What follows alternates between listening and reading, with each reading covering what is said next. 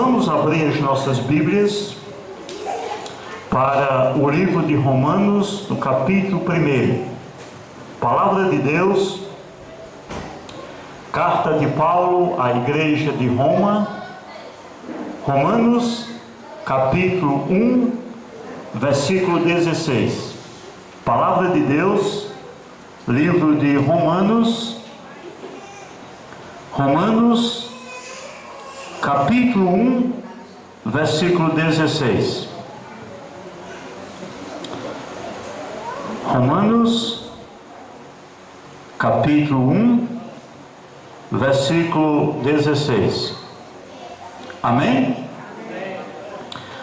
A palavra do Senhor diz, Paulo diz: pois não me envergonho do Evangelho, porque é o poder de Deus para a salvação de todo aquele que crê, primeiro do judeu e também do grego.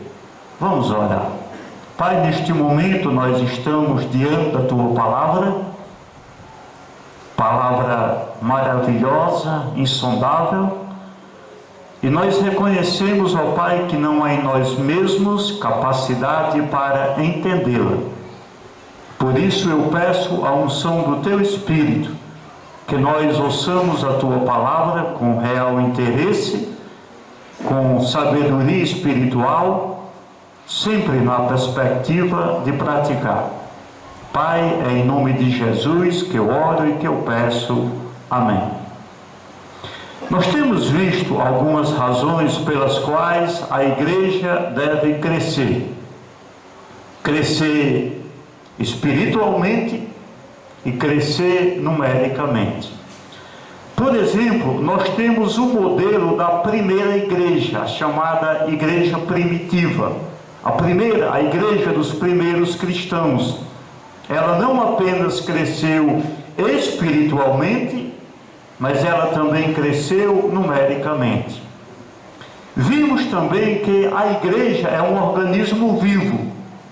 E uma das características dos organismos vivos é exatamente o crescimento. Todo ser vivo, saudável, cresce. A igreja deve ser um organismo vivo, saudável.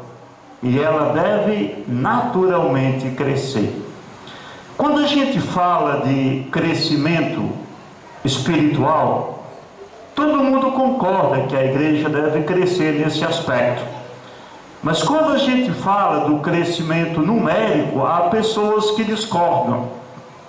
Mas eu penso assim, falando de crescimento verdadeiro, de crescimento real, se a igreja cresce, se pessoas chegam à igreja verdadeiramente convertidas e transformadas, nós temos pessoas salvas, pessoas resgatadas do pecado, das mãos de Satanás.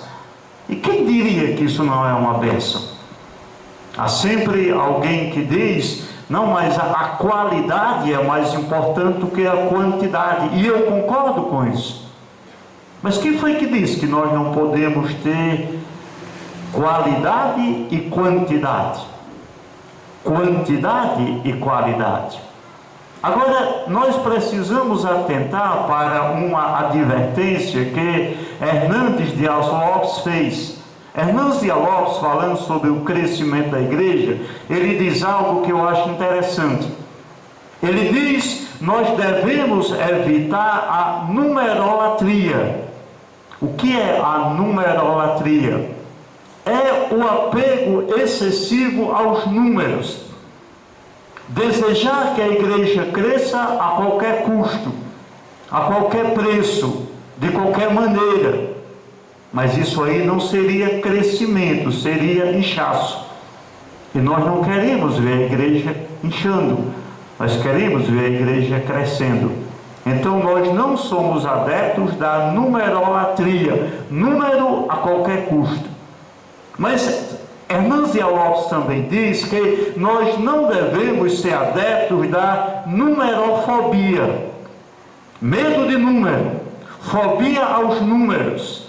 E há pessoas que têm tanta fobia aos números que se elas veem ou ouvem falar de alguma igreja que cresceu numericamente, elas começam a olhar para esta igreja e para este pastor com desconfiança. Mas eu sempre me lembro que Jesus Cristo disse: ide por todo o mundo e pregai o evangelho a toda criatura.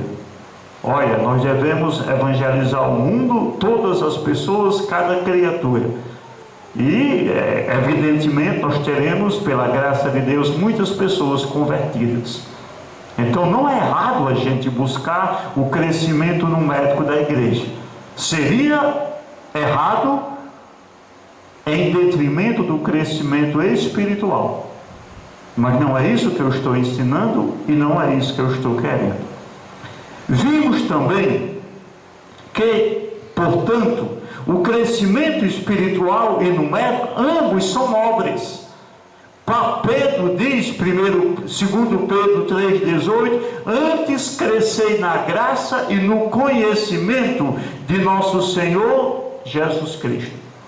Aí, na semana passada, a gente falou um pouco sobre isso também, que para promover o crescimento da igreja, Deus usa a instrumentalidade humana. Contudo, somente Deus pode conceder crescimento à sua igreja. É uma verdade que a gente não pode ignorar. A gente pode evangelizar, a gente pode pregar, a gente pode orar e deve fazer isso, mas converter uma pessoa somente Deus pode fazer. E a gente precisa entender que o pastor, o pregador, ele não tem capacidade de levar a palavra ao coração.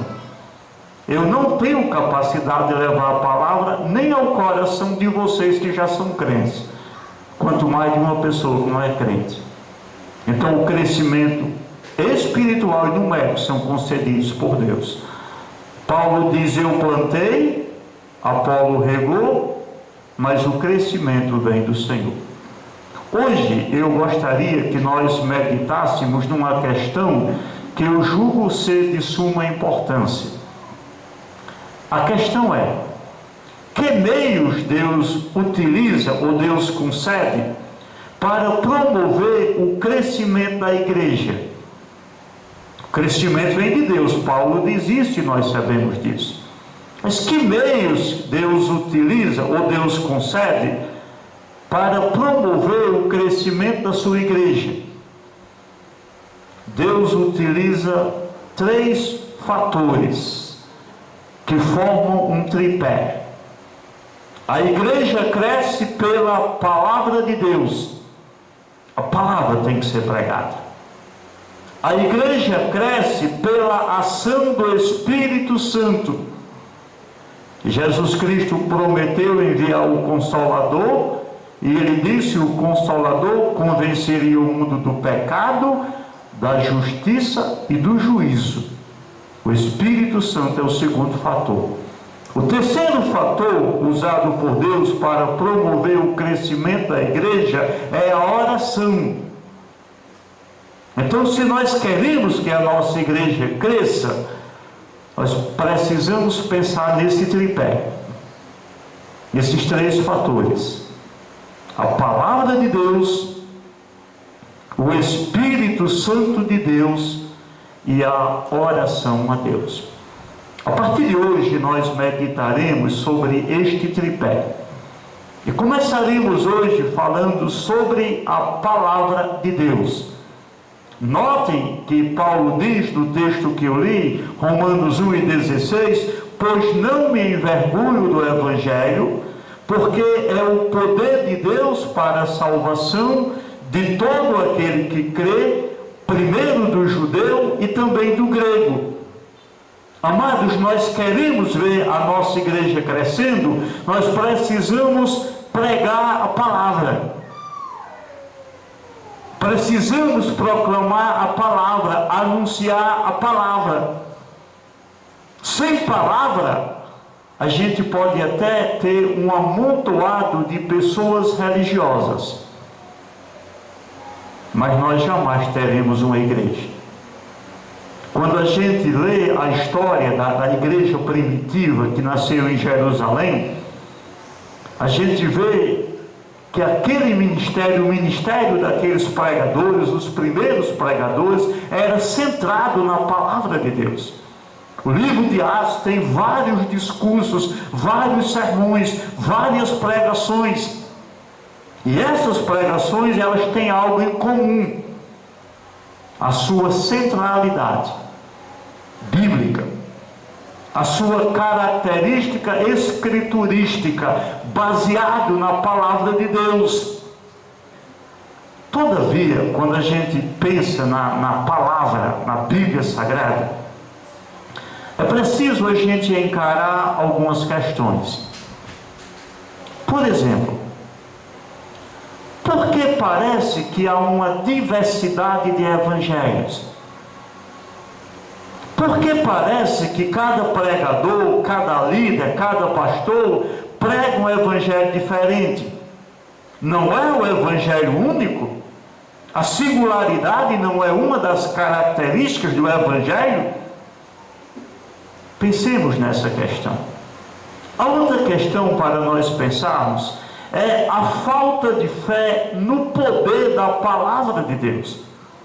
Muitos pastores e líderes religiosos e pregadores têm recorrido a artificialismos humanos. Parece que eles não creem no poder da palavra, na suficiência da palavra. Precisamos crer no poder da palavra. Paulo diz: o evangelho é o poder de Deus. Terceira questão para nós encararmos é a falta de conhecimento do povo de Deus, a falta de conhecimento de nossa parte da palavra de Deus. Nosso conhecimento é quase nada, nosso conhecimento é raso. E aí a gente pode atribuir a dois motivos. A palavra não está sendo pregada com profundidade.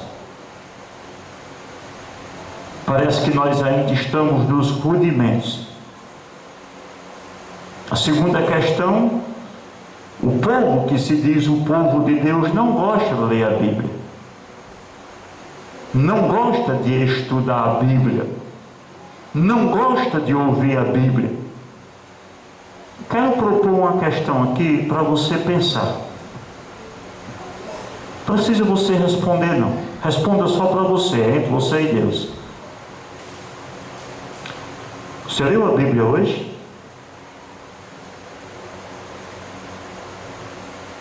Você leu a Bíblia essa semana? Hoje já é quinta-feira da semana. Já é o quarto dia da semana, né? Leu a Bíblia essa semana? Já leu a Bíblia esse mês? Hoje são 20 de fevereiro.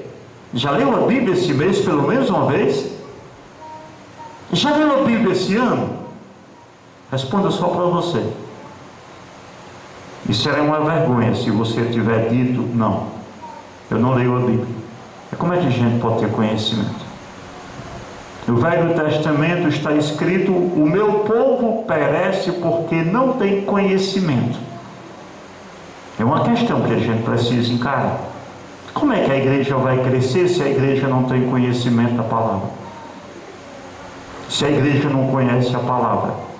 Se a palavra não é pregada com profundidade?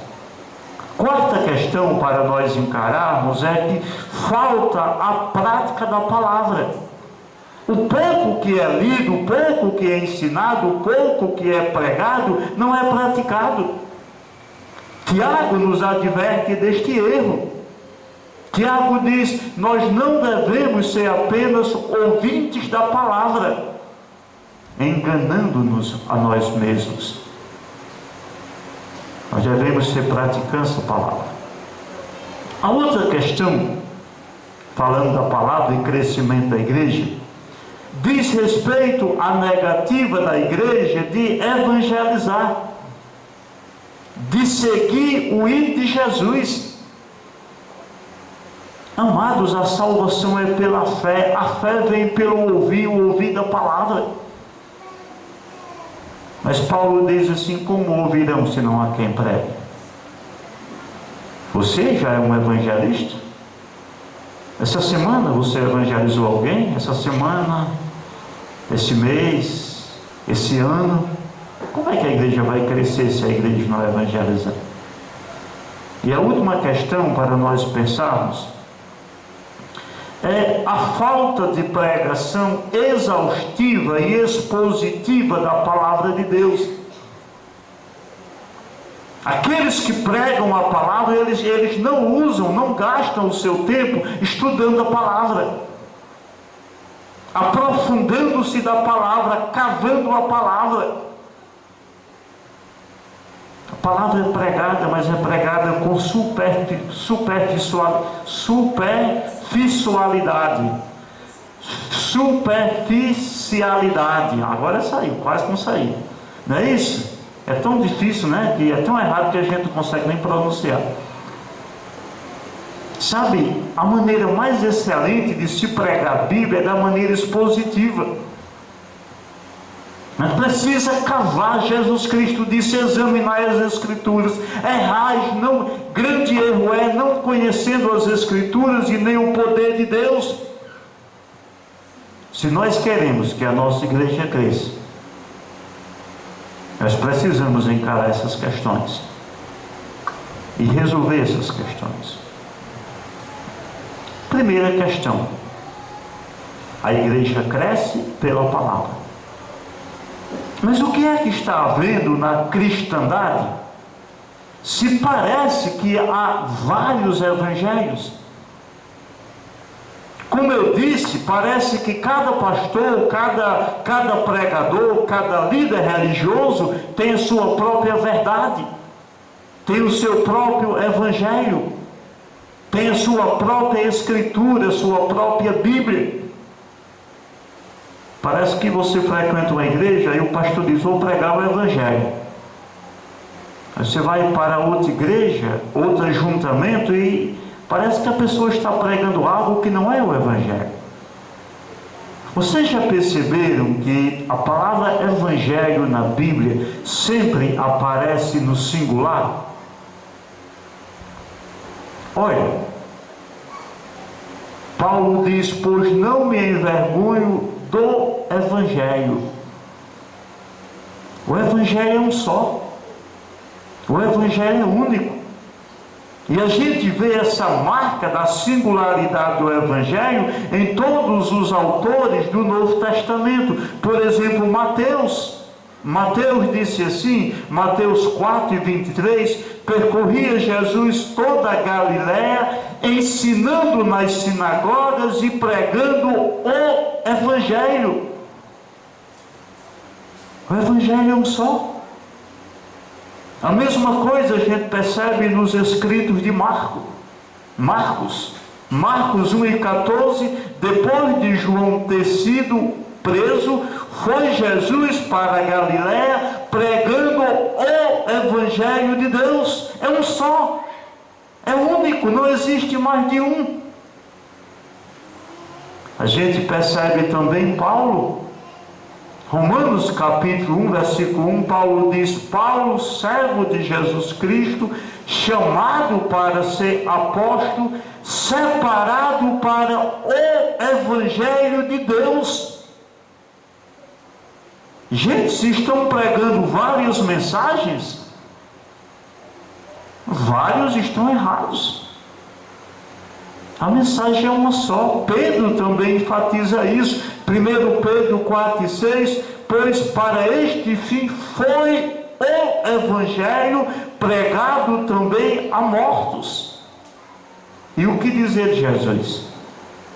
Jesus Cristo disse: ide por todo o mundo e pregai o evangelho. O evangelho é um só. Não existe mais de um.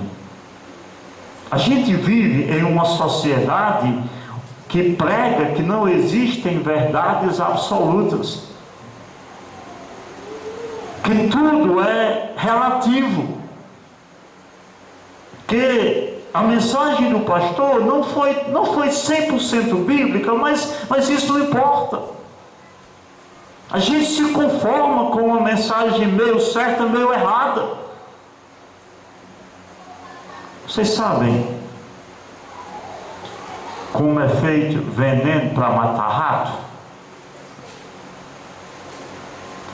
A composição do veneno para matar rato é mais ou menos assim: 90% é composto por milho, cuscuz, e apenas 10% é veneno. Você comeria o cuscuz? Mas irmão, 90% de cuscuz, só 10% de veneno. É aí onde mata o rato. O rato não vai atrás do veneno, ele vai atrás do milho. E aí ele se ferra. Você entendeu a lição? A gente pode ter meio copo cheio, meio copo vazio. É o relativismo. Mas a gente não pode dizer é meia verdade, é meia mentira. Ou é verdade, ou é mentira. Ou é o Evangelho, o único Evangelho, ou não é o único Evangelho, ou não é o Evangelho. A gente não se preocupa com isso. Eu já fui criticado porque dizem que eu dou excessivo valor à doutrina. Desculpem se você pensa assim de mim. Eu aprendi com um especialista. Eu aprendi com Paulo.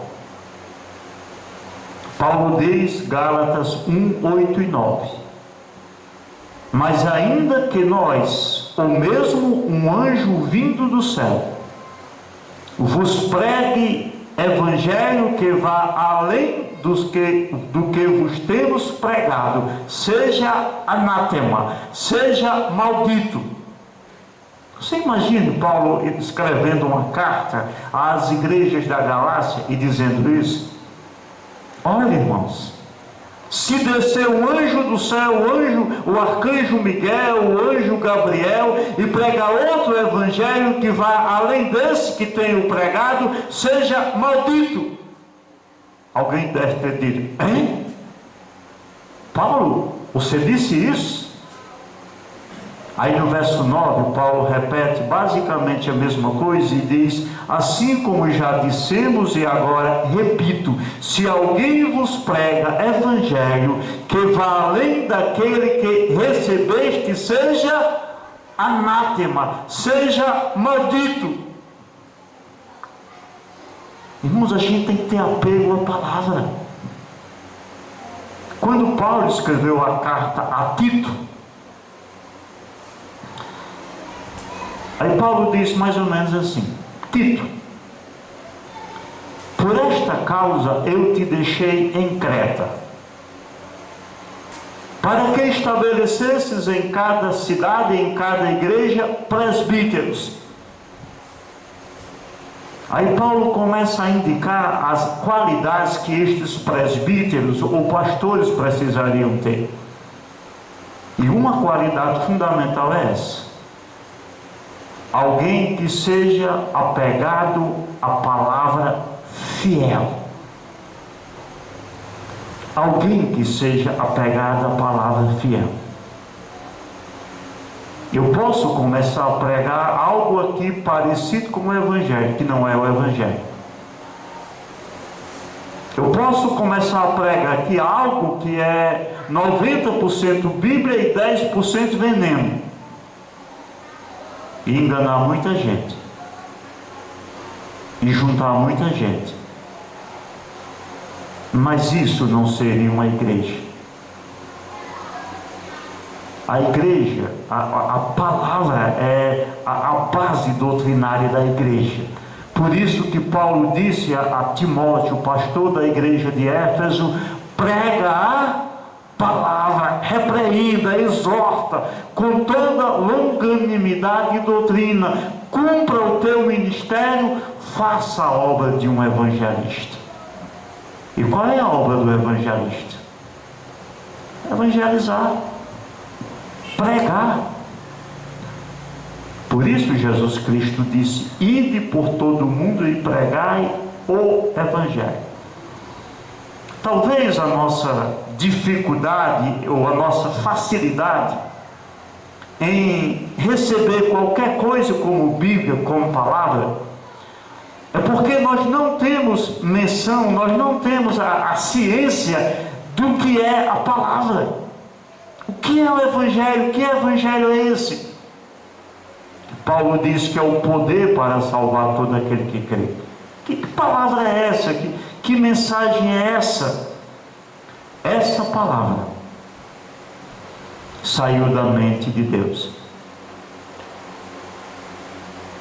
Isso aqui não é criação da igreja, não é criação dos homens.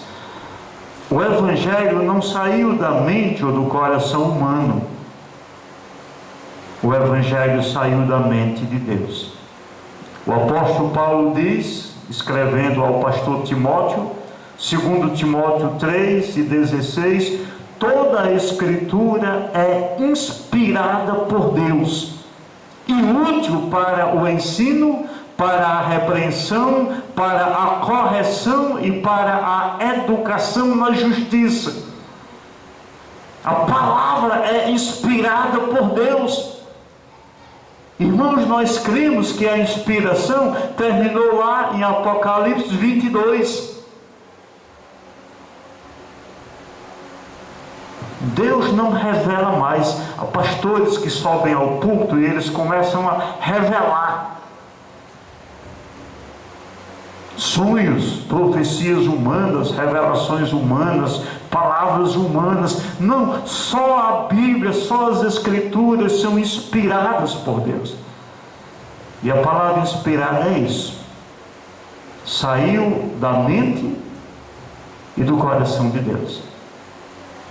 As ideias são divinas.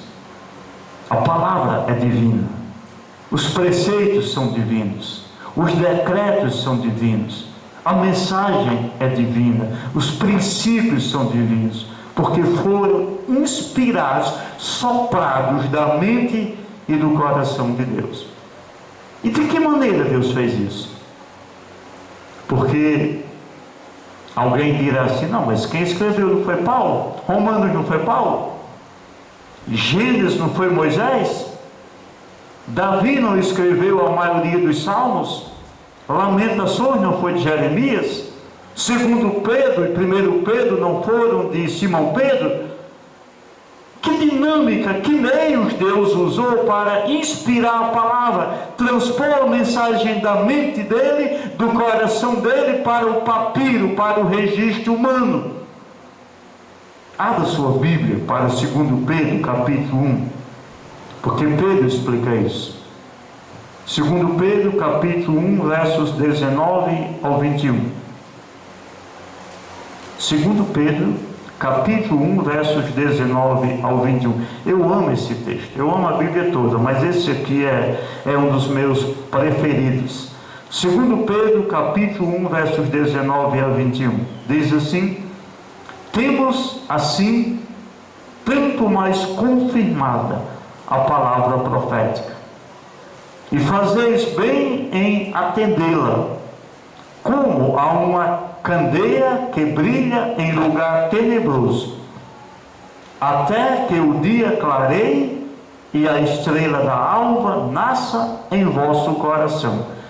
Versículo 20. Sabendo primeiramente isto, que nenhuma profecia da Escritura provém de particular interpretação, porque nunca,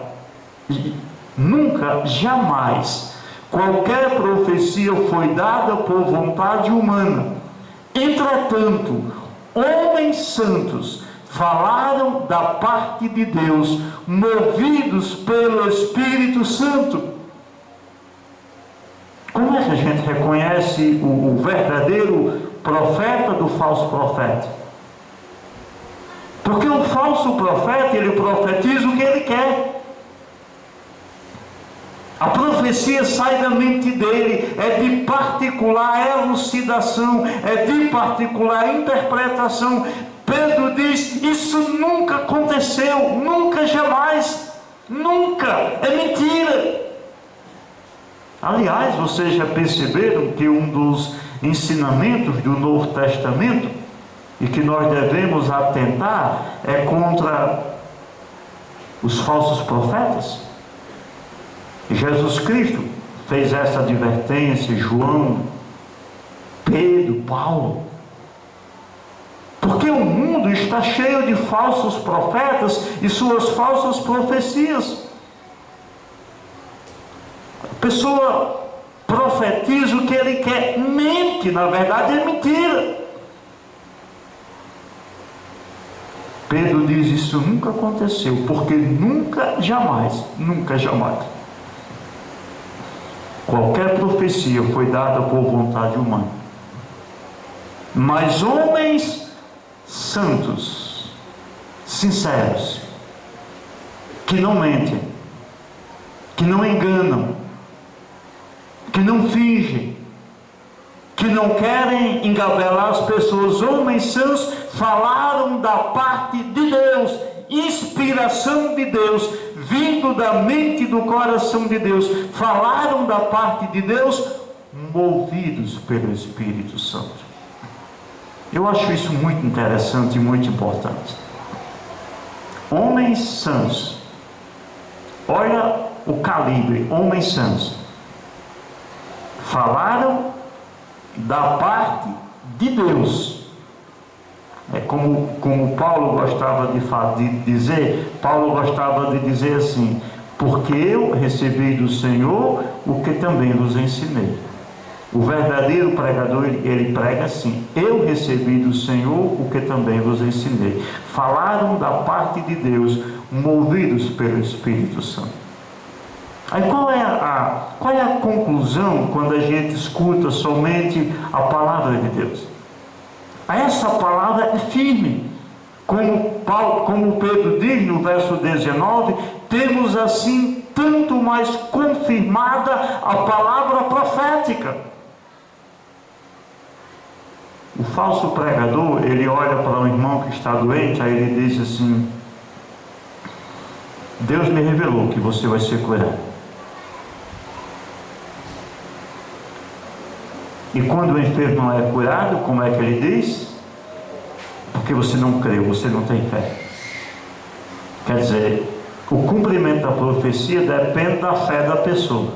Isso não é profecia, isso não é verdade, isso não tem fundamento. Nós temos confirmada a palavra profética. Gente, Jesus prometeu que iria arrebatar a igreja, ele irá arrebatar a igreja. É firme. Tem crente que não acredita, tem crente que nem está esperando, ele não tem fé.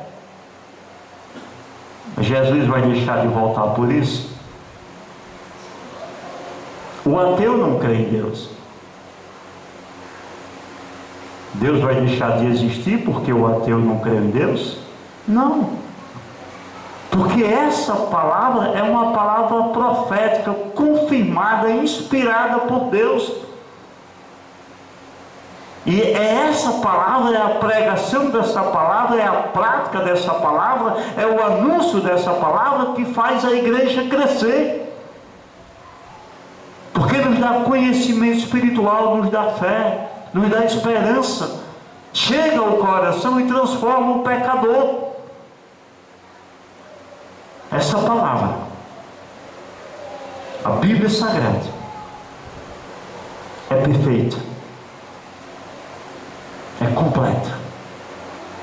Nada precisa ser acrescido, nada precisa ser omitido.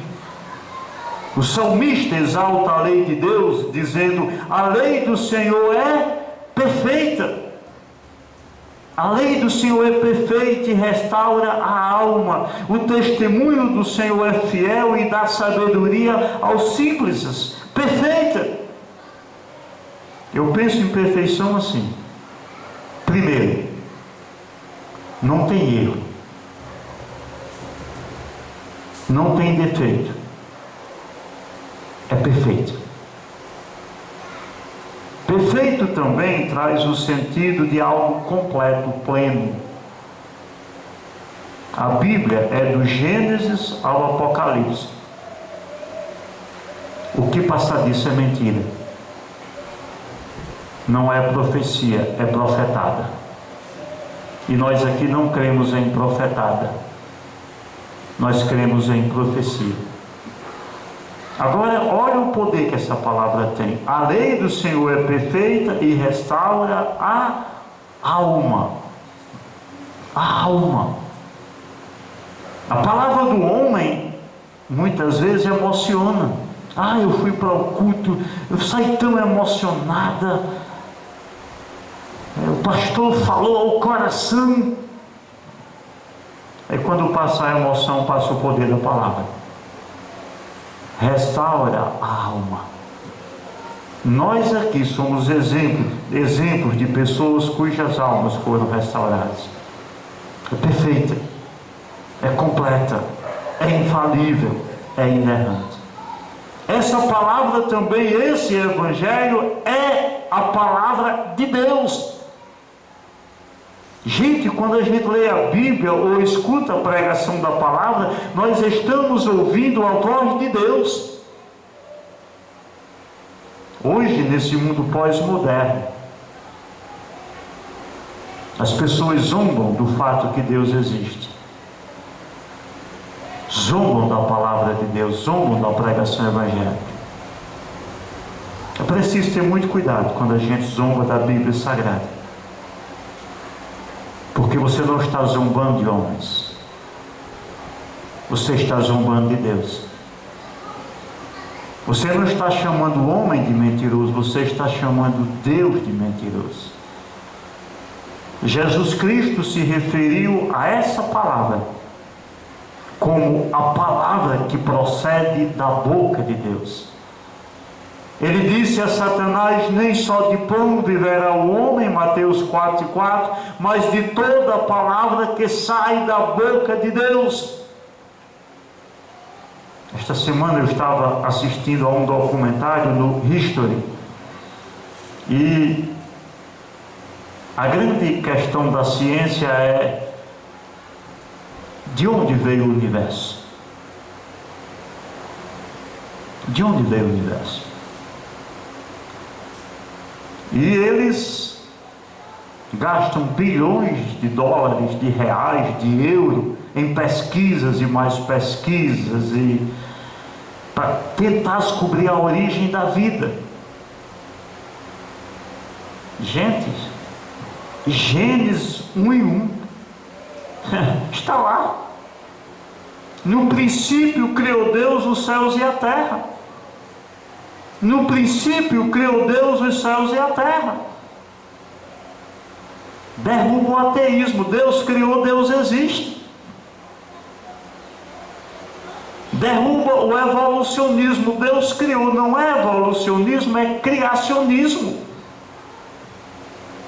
E derruba o panteísmo. Porque o panteísmo diz assim: tudo é Deus. Se você viu uma vaca comendo capim, é Deus. A vaca é Deus, o capim é Deus, e se tiver moscas importunando a vaca, tudo é Deus. Não, a Bíblia diz que há o Criador e há a criatura. No princípio criou Deus, o Criador, os céus e a terra, as criaturas. É a Bíblia. Isso não saiu da mente de Moisés.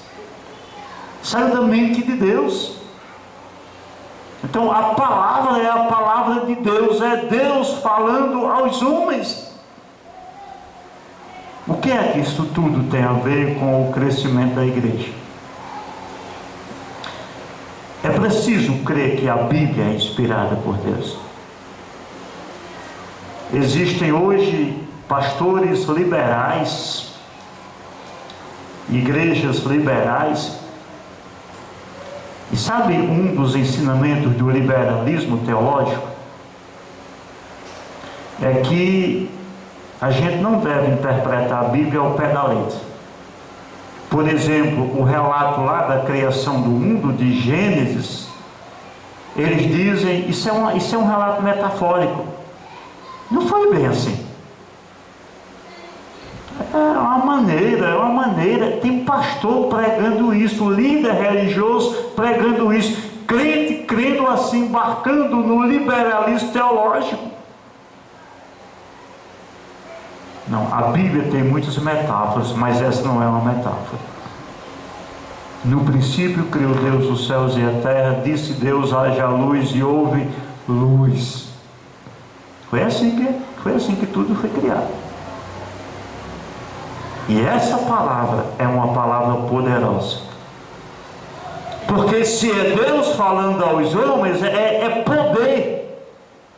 Paulo diz: não me envergonho do Evangelho, porque é o poder de Deus. Poder. Eu costumo dizer assim: uma pessoa pode ter autoridade. O delegado tem autoridade, o presidente tem autoridade, um prefeito tem autoridade, mas só Deus tem poder e autoridade. Quando Paulo usa aqui Romanos 1,16, não me envergonho do Evangelho, porque é o poder. A palavra de origem grega, dinamis. E dessa palavra dinamis vieram palavras que a gente conhece como dinâmico. Você sabe o que é uma coisa dinâmica, não é? Uma coisa que age, que tem força, que se movimenta, que é eficaz. Você diz assim: essa igreja é dinâmica, essa igreja trabalha, labuta, prega, evangeliza, frutifica. Dinamis, a origem da palavra dinâmico. Outra palavra que nós conhecemos bem, que vem lá da raiz dinamis ou dunamis, é a palavra dinamite. Espero que ninguém aqui tenha dinamite em casa. É um perigo. É para a gente falar e sair correndo, sair de perto. A origem da palavra.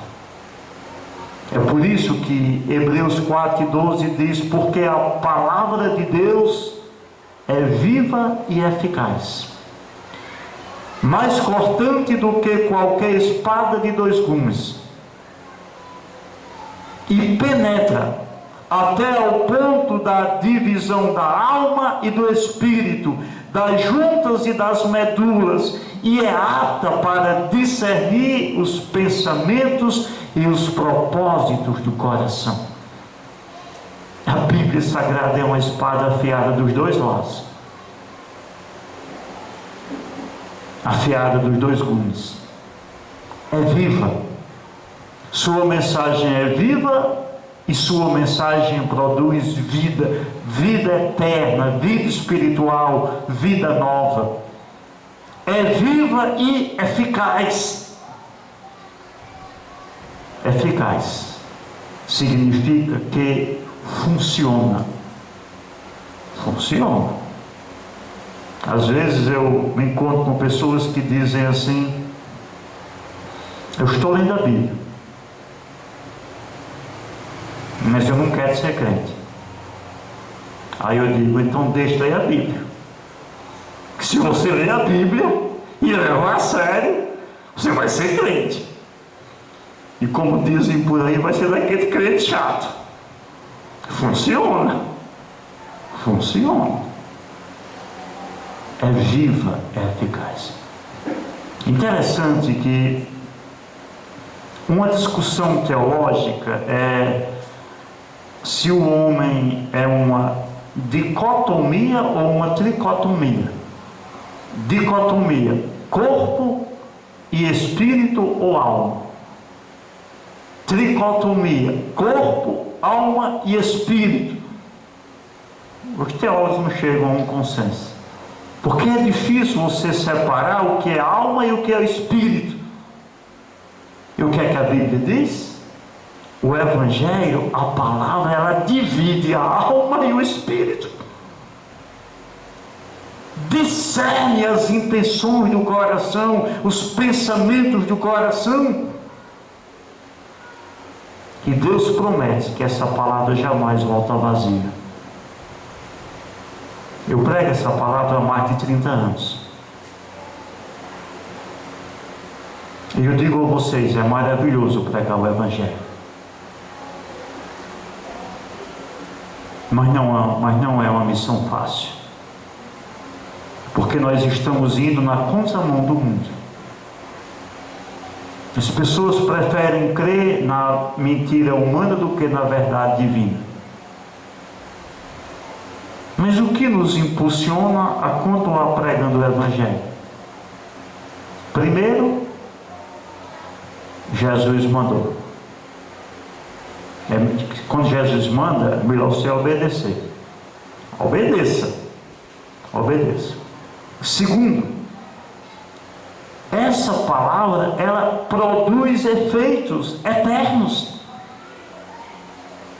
Essa palavra é poderosa. Alguém que ouve o Evangelho, que atende para o Evangelho, ele jamais será a mesma pessoa.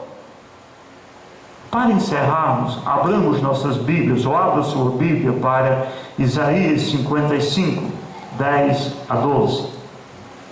Isaías capítulo 55, versos 10 a 12. Olha o que Deus promete acerca da sua palavra. Como ela jamais deixa de produzir os efeitos que agradam a Deus. Isaías 55, versos 10 a 12. Porque assim como descem a chuva e a neve dos céus, e para lá tornam, sem que primeiro reguem a terra, e a fecundem, e a façam brotar, para dar semente ao semeador, e pão ao que come. Assim será a palavra que sair da minha boca, não voltará para mim vazia, mas fará o que me apraz, e prosperará naquilo para que a designei. Acho muito interessante a ênfase do profeta. Assim será a palavra que sair, diz o Senhor, da minha boca. A Bíblia, as Escrituras, a palavra de Deus, o Evangelho. É essa palavra que é poder de Deus. É essa palavra que nós fomos mandados evangelizar e praticar e crer. A palavra que sai da boca de Deus não voltará vazia. E é interessante essa metáfora que o profeta usa aqui, não é? Chove, aí a água evapora, volta de novo para as nuvens, né? O ciclo hidrográfico. Mas antes de evaporar, o que é que a água faz? Rega a terra. Você olha aí a nossa volta agora, nesse mês de fevereiro, as matas verdes. Ritinho estava outro dia lá em casa reclamando porque acho que tinha, não sei se era inseto. Aí eu disse: Ritinho, é porque quando chove a natureza entra em ebulição. Você já percebeu que quando chove é assim? Os animais, os insetos, os anfíbios, os peixes, as aves, as árvores, tudo entra em ebulição, tudo entra em revolução. É essa a metáfora que o autor está fazendo aqui. A palavra que é pregada, a palavra que é anunciada, ela não voltará vazia, mas ela prosperará, ela fará aquilo para o qual Deus a designou. Irmãos, nós precisamos continuar pregando a palavra. Precisamos continuar ouvindo a palavra, crendo na palavra, espalhando a palavra. Quando a igreja ouve a palavra e atenta para a palavra e vive a palavra, a igreja cresce numérico, espiritualmente, digo.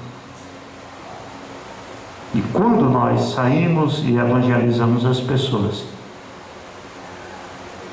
o Espírito Santo de Deus leva a palavra ao coração. aí a pessoa é transformada em uma nova criatura. Eu sou prova do poder disso. Cada um de vocês que estão aqui são prova disso. Nós queremos ver a nossa igreja crescendo. Não preguemos aqui qualquer outra coisa que não seja a palavra de Deus. Saiamos da nossa zona de conforto, levemos a palavra a todos. E se você está aqui hoje à noite e não é crente ainda, você precisa entender: esse é o Evangelho único, verdadeiro e poderoso. Se você crer, você será salvo. Se você o rejeitar, você estará condenado. Pense nisso. A salvação é pela fé. E Paulo diz: a fé vem pelo ouvir.